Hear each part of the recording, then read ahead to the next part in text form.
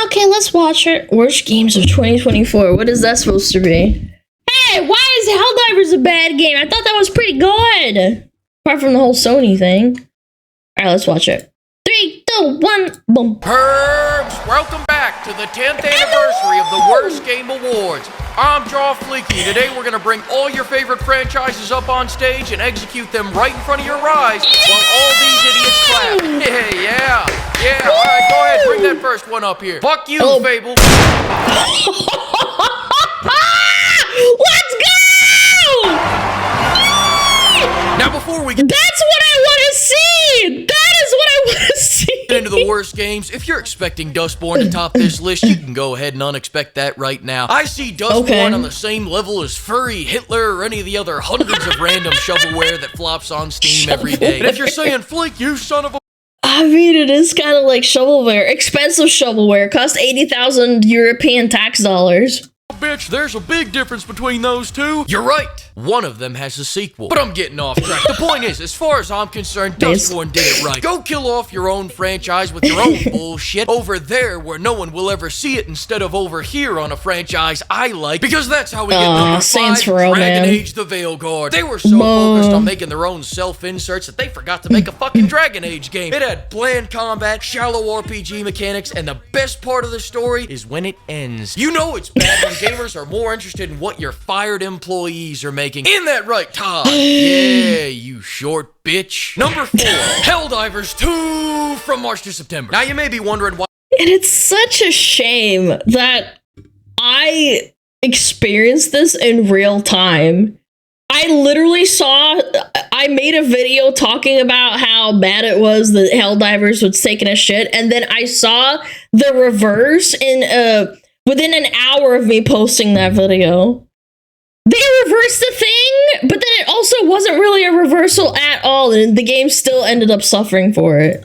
Why the hell this game is higher than Veilguard, and that's because they actually released a great game, then ruined it almost immediately. How the hell do you go from being this year's biggest sensation to its biggest disappointment in less than a month? It took me 20-something years to do that. Turns out it's actually pretty easy. First, they banned the game in 177 inferior countries. God bless America. American guns, and American fireworks. Their words, not mine. And then after they cut the player count by 75%, their only question was, how do we get the other 25? By nerfing everything and making it less fun. By nerfing Thank you! just about everything players liked, and then justifying those nerfs by saying, give it a chance. No, but it's all... Can I just say how dumb it is to nerf things in like a PvE setting, chat? Pre-watch? No, I remember when that happened, and after the Sony thing, people in my chat kept talking about it. They were saying that there was a lot of shit that they nerfed and it's less fun, like the rocket launcher and shit. Yeah. It's sad. Why would you do that? Because they unnerfed everything and dropped a fantastic new update. Yeah, 177 countries are still banned, but peace has returned to Helldive. Motherfucker! Todd, I'm sorry about what I just said before. Get up here. I got a handcrafted trophy for you. Just kidding. It's an empty box. Fuck off my stage. Go back to your booster seat. Number 3. How can we forget about this year's biggest loser, the quadruple XL flop overweight watch? Concord, did you... Overweight watch. Overweight watchers. You not just hear what I said. I said die where no one else will see it. When you spend 400 million fucking dollars. Oh, I thought it was 200 million. Now I gotta see it. Despite everyone attributing the failure of Concord to the oversaturated market of hero shooters, it actually came at the perfect time to penetrate the market, fellas. Somehow, after 8 years of development hell, they managed to perfectly line up their release date to be exactly when Overwatch fell off and left a wide open door for any decent hero shooter to take their spot. Now,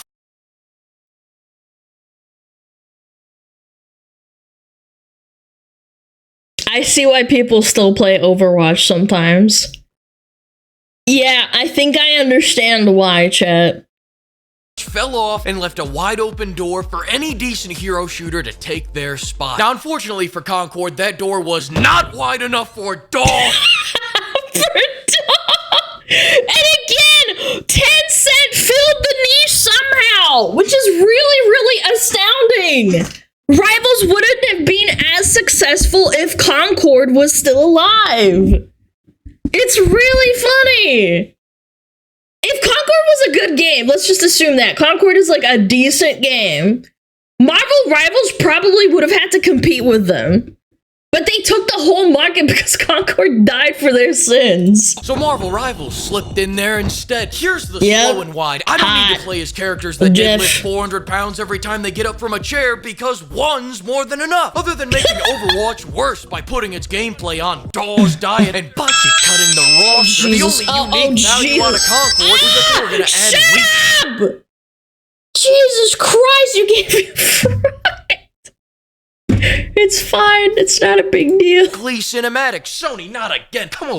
Listen, we already have 15 seasons of Man vs. Food. We didn't need to see Dog go for another 20. You finally made a game that didn't have 30-minute walk and talk alongs, and it won Game of the Year. Look at that, buddy. Todd would. Because Astrobot is actually fun. That's the funny part.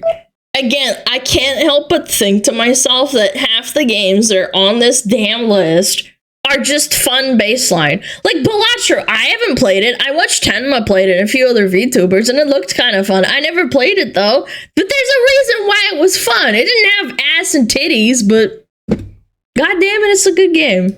Wasn't even Can't argue with that. No, it wasn't because he couldn't reach it, you know, because of his short height and all. Anyways, what I'm saying is take a hint. Please just surrender. I'm sorry, I meant Ubisoft, where you at? Number 2, Ubisoft, please just surrender to Tencent already. After all those times you Frenchies surrendered, now's when you start putting up a fight? But all kidding aside, Tencent's just a new flavor of shit, pimps. But Ubisoft, you've been fucking up for years. You kind of brought this on yourself. You've ruined half your IPs, the other half you've forgotten about, and because of your NFT game, I just discovered you got Rayman. They made Rayman into an NFT. I remember playing that on my Nintendo DS. It was such a good game. That is so depressing to think about, man. It's so fucking sad, man. Man somewhere doing coke off a cowgirl's ass. Listen, I'll wish list that and research that later. It's not the point. The point is they're at number 2 because Ubisoft made so much dog shit this year. I had to lump it into one worst game so they didn't take over the entire goddamn list. This year's been a mag dump of blanks for them. They started 2024 by launching their quadruple A mobile game that cost them $200 million.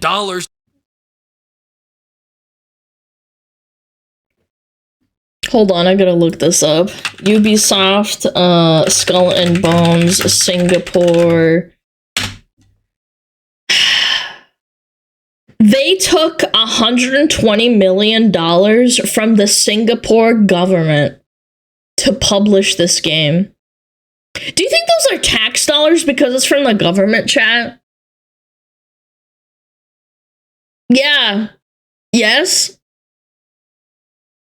I'm sorry if you're in Singapore, because you probably had to pay for that shit.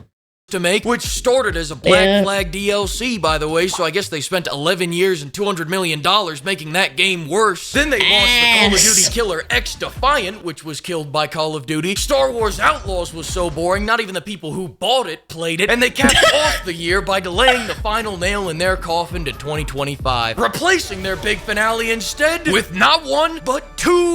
I kind of wish it came out earlier, but maybe we'll just have more of a disaster later. We need to pace ourselves, chat. You can't have, like, everything all in one go, you know? Like a main course, a meal, a dessert. Shadows is gonna be like the dessert, the cherry on top. NFT game. Be honest with me now, Ubisoft. How much of Rayman's supply did you inhale to cook up these brilliant ideas? Did you guys make this in a weekend? And if so, why? Ubisoft flopped so many games this year, now they gotta pray for some El Salvadorian cartel to launder money via snow-sniffing Rayman NFT. Moving on. No, wait, hang on a second. I forgot that they launched Prince of Persia at the beginning of this year. Nah, it's alright. So did everyone else. But this last game is... Asmon unironically liked that game, if I remember correctly. Everyone said it was mid, and he really liked it. Unforgettable. Truly, some magical things had to happen for this to align with our big 10th anniversary show. Things that may not have ever seemed a possibility. If you truly love video games like I do, this moment is for all of us. And the winner of this year's worst game of the year is... Todd! Sit your ass back down. You can't even win the worst game award. No, Suicide Squad. Bye, Arkham Batman. At least this time the chair's leather. I bet you forgot this piece of shit even came out this year. So did I just added it So 5 did minutes before I I. was about to publish the video. Listen, I've got 3 videos on this game. I'm done talking. Right now, it's on sale for like $2, chat. Keep that in mind. It was a $60 game, if I remember correctly. About it. The game was bad, the cash shop was bad, and all the post-launch content was like an my IV God. drip of cyanide. What did they do to Joker, man? Look at the Jonkler. Post-launch content.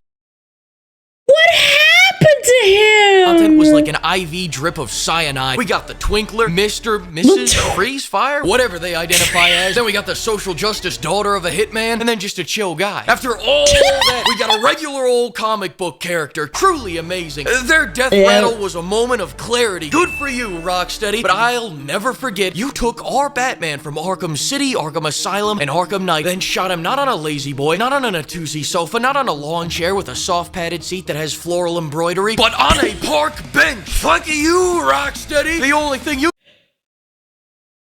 And the death scene, spoilers, the death scene is so unremarkable and the writing was awful. It was genuinely so bad. should be remaking is your resume for when your studio shuts down. I will never let this go. My hate for this game is generational. I'm gonna put my hate for this game in my will so my grandkids inherit that shit. And I'm gonna take all my anger and go have a wonderful time with my family. And I hope all you pimps have a holly jolly Christmas too. Treat yourself. Go get the new Stellar Blade update. And on January 4th at 7 p.m. EST, be sure to stop by the Fleek Awards Game Smackdown to see all these games fight in the ring. Come see Pal World fight That's off awesome. Nintendo's lawyers. Come see Tall Howard body slam Dolph Keely through a steel cage. You won't want to miss it. I don't care if your firstborn son's being born. Project it onto the wall because he won't want to miss it either. January 4th, 7 p.m. Dude, I love Be this there. guy. Dude! He's like if my big bro like snorted a bunch of like crack or fucking meth, man. He's crazy. Guys, check him out, FLEEKAZOID. Insanely funny. He's so crazy. Be there or be square! I mean, honestly, I think that Concord is, from a money perspective, is way worse. Suicide Squad Kill the Justice League was worse because it looked better overall, but it somehow managed to miss the mark insanely hard, and then we got the Batman death scene. Like, it was terrible. I kind of want to watch it again, but I don't know if I want to subject you guys to it. I like it when he calls me a pimp. That's right. Hello, pimps! Oh my god, that hurt my fucking throat. I didn't have to do that. I didn't have to do that. My bad. Are you sick? Yeah, I think I'm getting sick. For you.